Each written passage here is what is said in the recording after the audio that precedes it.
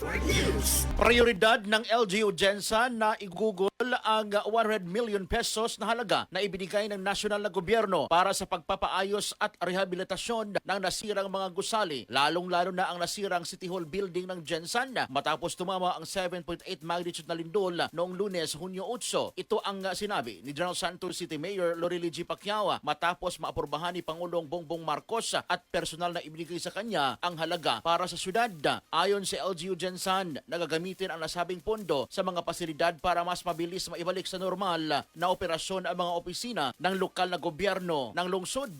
Ipinagpasalamat naman ni Mayor Pacquiao ang mga nagsinatingan ng mga national officials sa syudad dahil ipinangako agad nila ang mabilisang pagtugon at tulong. Kaninang umaga, dumating si House Speaker Faustino Bugidi, mga senador na silang Acting Senate President Win Gatchalian, Senador Erwin Tulfo, Mig Zubiri at Senador J.V. Ejercito. Samantala, nasa 17 na ang bilang ng mga nasawi sa lindol sa Gensan. 2 ang missing, 74 ang admitted injured at apektado ang 6,724 na mga pamilya. Kasama mo sa RMN General Santos, Radjuman Brian Onyate, Tatak RMN.